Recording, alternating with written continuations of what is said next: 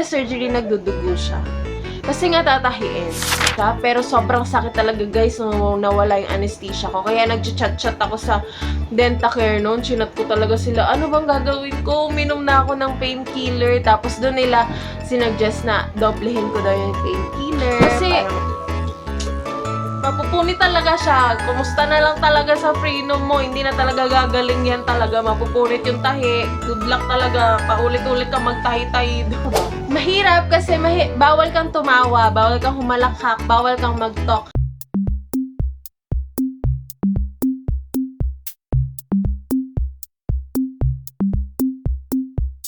Hi Silvers, it's me, Jalan. For today's vlog ay magta-talk tayo about frenectomy. So, di ba nung mga nakaraang vlogs ko, 3 episodes yun na post ko, puro yun about frenectomy surgery, frenectomy healing, yung journey ko dun sa surgery na yon. So, sabi ko, why not gagawa ako ng video kung saan na-explain ko kung ano nga ba talaga yung frenectomy, kung para saan yun, bakit ko ba yung ginawa, ba't ako napunta sa ganong sitwasyon. So, ayun, parang ang point talaga ng video na to is story time about frenectomy. So, ayun na nga, let's start. 3, 2, 1, let's go! Okay, so first of all, ano nga ba talaga yung frenectomy? So, yung frenectomy, guys, is surgery siya kung saan tinatanggal ang frenulum or binabawasan yung frenulum. Ano nga ba yung frenulum? Ano ba yan? Para tayong mga ano dito. So, pero guys, disclaimer lang, hindi tayo technical masyado. Kasi hindi naman ako dentista or hindi naman ako doktor. Parang i-explain ko lang yung gist, parang ganun. Okay, para magkaroon lang kayo ng idea. Baka kasi mag-expect kayo ng super scientific facts. Hindi tayo ganun dito, ha? So, ano nga ba yung frenulum? So, yung frenulum, guys, is tissue siya na nagko-connect sa imong labi and then dyan. Pinakita ko na, ayan, basta nandito siya, ayan yung frenulum, guys, yung tissue na pahabang ganon. Meron din yan actually dito sa ating dila, dyan. Pag tinaas mo yung dila mo, nilagay mo dun sa ngala-ngala mo, tapos tingnan mo sa salamin, meron ka makikitang tissue. And then, ayun yung tinatanggal sa frenectomy. Hindi naman siya talaga totally tinatanggal. Binabawasan lang siya or tinatapyasan. Kasi nga, kapag sobrang kapal ng frenulum mo, or sobrang haba niya, or sobrang, basta, mukha na siyang muscle sa laki. And hindi na rin siya maganda. Kasi alam naman natin yan, guys, lahat ng sobra o hindi normal at hindi maganda. So, kailangan nating bawasan yan. And kasi, sa case ko, kaya ako nagpa-frenectomy, kasi 'di ba yung reason ba't ako nagpa-braces is meron akong gaps in between my teeth or yung diastema ko. And then, maliban doon sa overjet, 'di ba? So, para matanggal talaga totally yung gaps in between dito sa gitna, kailangan ko magpa-frenectomy. Tatanggalin yung muscle dito sa taas, pero lip frenectomy yung akin, hindi siya tongue-tied. Okay? Kasi iba yun eh. Yun naman, magpapa-frenectomy ka kapag tongue-tied ka. Kasi nga, hindi mo magagalaw ng maayos yung dila mo. Or, di ba, most cases, hindi nakakapagsalita ng maayos. So, sa akin naman, nakakapagsalita naman ako ng maayos, guys. It's just that, di ba, nagpa-braces ako, gumastos na ako and all. And then, kapag tinanggal yung braces ko, bumabalik siya. Yung problema na inayos ng braces, which is yung gap, is babalik siya kapag tinanggal yung braces ko after ng 2 years. Kahit mag-retainer ako, guys, babalik talaga siya. Kasi nga sobrang kapal na nung frenulum ko, mukha na siyang muscle, talagang hihiwalayin niya siya. Okay, hiwalay niya talaga yung dalawang ngipin na yan. So, ang desisyon is tanggalin yung frenulum para kapag tinanggal yung aking braces, walang force na maghihiwalay dito sa gitnang ngipin ko at mas masusustain ko yung inayos ng braces kapag nag-retainer ako. Yun ang point. So, ayun, kailangan ko talaga siyang gawin kasi papapirmahin ako ng waiver kapag hindi ko siya ginawa. So, nakalagay sa waiver is kung kunwari man, kasi 'di ba ang point naman talaga kung bakit tayo nagpapa-brace is para umayos yung ating ngipin. And kasama yun dun sa parang anong tawag doon? Treatment plan ko. Na ayusin talaga to. Kasi yun talaga yung nasa treatment plan ko na pupuntaryahin ng aking dentist, yung diastema, and then yung overjet and all, and then yung canting ng ngipin ko. So, syempre, kapag bumalik yun, or kunwari hindi na ayos yung issue na yun, syempre, possible na susugurin natin yung dentist natin, di ba? So, ayun yung point ng waiver na ipapapirma sa akin ng dentist ko na parang labas na siya kung kunwari, bumalik yung mga issues sa ngipin ko, ganon. So, ayun, sabi ko, sige, mag-ano na lang tayo, tanggalin na lang natin to frenulum na to para maayos na talaga yung aking issues in life. So, ang pinaka nag-recommend talaga sa akin nun is yung dentist ko talaga, kasi siya naman talaga yung may alam nun. Kasi nung nagpa-braces ako, guys, wala akong alam na ang issue pala, ang reason pala, kaya ako hiwalay yung ngipin ko is because of that muscle or that tissue rather. And then ayun na nga, before ako talaga sumalang or nagdesisyon, syempre mahabang panahon ng pagdidiskusyon pa yon. Katulad na lang na napapanood yun mo sa mga updates ko sa braces ko kapag nagpapa-adjustment ako. Every adjustment ko, pinipilit ako dentist ko talaga na, uy, kailangan mo talaga to gawin kasi ganito ganyan. Every adjustment ko talaga, guys, wala siyang pinalagpas na time para sabihin kung ano yung benefit ng frenectomy and kung ano yung possible na mangyayari kapag hindi ko siya ginawa. Pero both advantages and disadvantages naman sinabi niya. So, ayun. Mahaba na diskusyon yun. Nandito pa si mother ko. Alam niya na yun. And kaming dalawa, kinakabahan kami ko itutuloy ko ba. Hanggang sa ngayon, lately, ayun nga, napagdesisyonan ko kasi parang sabi ko, matapang na ako today, matapang na ako, nothing can hurt me anymore. Woo! So, ayun, buti na lang din pumayag si Papa. Pero ang pinaka, ni Papa nun sa akin is kailangan kong magpa-consult pa sa iba pang dentist. Kailangan ng second opinion kung kailangan ko ba talaga magpa-frenectomy and all. Para hindi lang isang opinion. Kaya nga second opinion. Charay. So, ayun na nga. Sabi ko, kaso, mahal yun. Pricey yung pa-second opinion. Kasi kapag magpapakonsult ka, guys, sa kahit anong dentista or sa kahit saang siguro nga merong libre. Ewan ko na lang. Pero sa mga dental clinic kasi na kukonsultan ko or pinag-i-inquirean ko, 1K agad, consultation fee pa lang yon. So sabi ko, hindi. Kasi gagastos na ako sa frenectomy, tapos gagastos pa ako sa consultation para lang magpa-second opinion. So sabi ko, no is a no-no. So sabi ko, maghanap na lang ako online. Hanggang sa nakita ko ang content creator na si Doc Mikey, which is a dentist din, pero nag-provide siya ng online free consultation sa isang app. So, nag-join ako sa live niya and then nag-drop lang tayo ng few gifts and then in-entertain niya na tayo. So, yun na nga. According to her, tama naman yung dentist ko na dahil nga may gap ako, may diastema ako, kailangan kong magpa-frenectomy. And tama naman na nauna yung braces ko before yung frenectomy. Kasi kapag inuna ko yung frenectomy, tapos siya ako nag-braces, doon magkaka-peklat or magkaka-scar. So, nasa tamang landas tayo, kaya, ayun, tinuloy ko na. Kasi yun na yun. Pang second opinion ko na yun. Yun na yun. I consider it as a second opinion. Okay, going naman sa before the procedure. So, kung ang question nyo ay kung kinabahan ba ako, sobra talaga. Pero naramdaman ko na lang yung kaba na yun nung during that day na, or during basta nung nandun na ako mismo sa dental clinic. Kasi nung wala pa, tapos yung mga, kunwari, kinabukasan pa, yung mismong surgery ko, hindi pa ako kinakabahan. Parang na-excite pa ako in a way na, matatanggal na siya. Ganun. Kasi matapang-tapang talaga ako ngayon, Ganun yung feeling ko talaga. Pero nung dumating ako sa dental clinic at nakita ko na yung surgeon ko, sabi ko, oh my gosh, totoo na talaga siya. So, ayun, dun na tumatama yung kaba ko. Sabi ko, what if, tatanggalan ako ng dito? What if, hindi na siya kumabit? Diba? Ganun yung mga mindset ko. Sabi ko, tama pa yung decision ko kasi baka masobrahan siya ng putol. Hindi na dumikit yung dito, kumukha na ako. Or kaya, magkaroon ng crimple yung dito. Kasi nga, diba, ang gagalawin is yung dito ko. So, ayun. Kaya ako kinabahan kasi kung ano-ano nang iniisip ko. Tapos, nag-research pa ako.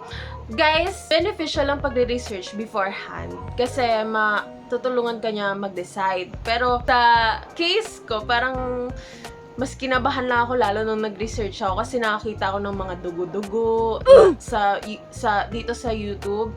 Yung mga kung paano talaga siya tinatanggal. Kinikilabutan lang ako lalo, so mas dumagdag lang sa kaba ko. So for me, parang hindi beneficial na nag-research ako. Pero kayo nasa inyo na yun para siguro para alam natin kung ano yung gagawin doon mismo sa surgery. Maganda mag-research. Pero kayo na yun, nasa inyo na yun. Choice nyo na yan. Kung ang tanong nyo naman ay kung may special preparation before the procedure, kaya kung may mga bawal mo nang gawin before mag-surgery, ganon, bawal mo nang uminom ng ganyan, bawal kumain ng ganito, or kaya 24 hours kang ganito, bawal sa ganito, wala namang ganon. Kahit ano naman pwede mong gawin. And then yung, di ba nag-frenectomy ako, nakakabit pa rin yung braces ko. Ganyan pa rin siya. As in, parang normal lang. Tapos pumunta lang ako dun. Tapos ayun, naka-ready na sila dun. Tapos nganganga na lang ako. So, during the procedure naman tayo. So, kung ang tanong nyo naman ay kung masakit ba siya during the procedure, is hindi siya masakit, guys. Makakaramdam ka lang talaga na parang sinusundot yung dito mo. As in, ginaganon-ganon. Ganon lang yung mafe-feel mo. And then, siguro dala na lang din ang pag-overthink ko. Maano mo na, hala, ginugunting-gunting na nila. What if nasobrahan? What if, hala, tumagos na yung gunting? Ganon-ganon, napunit na talaga ng sobra yung aking dito. Ganon lang yung mafe-feel mo. Pero pakiramdam mo na lang yan. Pero kung sabihin mo na masakit during the procedure, hindi. Kasi tatanungin ka talaga nila kung hala, namamanhid na ba? May nafe-feel ka pa ba? Feeling mo ba kumakapal na? Kung kumakapal na, doon na nila i-start. Tapos tatanungin ka din nila palagi during the procedure kung may nararamdaman ka bang masakit. Kasi titigil sila or dadagdagan nila yung anesthesia para hindi mo siya talaga maramdaman ang any kirot in life. So, ayun. Next naman, about sa kung laser or blade. Ang akin, guys, is talagang blade siya or scalpel. Yun talaga yung ginamit nila or mga gunting-gunting and such. Hindi kami nag-laser. Although, ang first thought ko nun, akala ko talaga laser. Kasi sabi nung dentista ko, mas mabilis gumaling and mas hindi masakit yung healing kapag laser. So, alam niyo na guys, kapag magpapa-frenectomy kayo, laser ang choice nyo. Kasi yun nga yun. Pero sa akin, scalpel siya. Kaya mahaba yung healing process ko. 2 weeks yung sa akin. And, ayun nga, oo. Mas masakit yung healing process ko. Dahil scalpel ako. Pero, at saka mas madugo siya guys pag scalpel siya. Kasi kahit after the surgery nagdudugo siya. Kasi nga tatahiin. And then, ayun, dahil nga siguro scalpel. I don't know, kasi hindi ko rin naman naranasan yung laser. Pero sure ako na mas mabilis yung healing and mas hindi masakit kapag laser. Kasi sinabi yun mismo ng dentist ko. Tapos ayun, hindi naman kami masyadong nagtagal. Mga 15 to 20 minutes lang kami. Tapos natapos na kami. Ganun lang siya kabilis. Yun lang. Ganun lang siya. 15 to 20 minutes. Tapos after nun, mag-ready ka na dahil masakit na siya sa healing. Pagkatapos matanggal ng anesthesia, girl, magdasal ka na, girl. Ayun na nga, dahil nandun na tayo, nabanggit ko na yung pagkatapos matanggal ng anesthesia, magpunta na tayo. Ayun na nga, dahil nabanggit ko na yung pag natanggal yung anesthesia, punta na tayo sa right after the procedure. So, ano ba naramdaman ko? Kung napanood nyo naman yung episode 1, 2, 3 ko, alam nyo na yung naramdaman ko. Masakit talaga siya, guys. At hindi talaga ako napag-video kasi ang bala ko nun, mag-video ko ng first 24 hours ng frenectomy para alam nila kung ano yung i-expect nila, kung anong itsura nila, ganun. Pero hindi ko rin nagawa. Alam nyo guys kung bakit? Kasi nahiga lang ako talaga all that time. After ng, di ba pag-uwi namin ng hapon na yun, kinagabihan, humiga na lang ako at malapit nang umiyak ang babae dahil sa sobrang sakit, sobrang kirot. Para kang nanganak. Ganon kasakit. Para kang nanganak ng cesarean. Ganon. Parang kang binugbog na parang, kasi yung sa akin, hanggang ngalangala ko guys, ang sakit. Tapos alam mo yung Ewan ko kung na-imagine ko na lang kasi na tinusok siya. Pero sobrang sakit talaga guys nung nawala yung anesthesia ko. Kaya nag-chat-chat ako sa Dentacare noon. Chinat ko talaga sila, ano bang gagawin ko? Uminom na ako ng painkiller. Tapos doon nila sinuggest na doblehin ko daw yung painkiller para mawala talaga siya. Kaya yun, dinoble ng babae at medyo naman hid na ako. So, ayun, masakit siya guys. Pero nung gabi lang na yun. The rest, kinabukasan nun, ayun, namaga ngayon dito ko kung napanood nyo. Napanood nyo na yan, syempre. Kailangan napanood nyo yan bago kayo nanonood dito. Grabe naman kayo. Hindi, ayun na nga. Namaga siya. Hanggang ngayon hindi ko alam kung bakit. Di ko na rin tinanong kasi feeling ko baka allergy ko lang yun.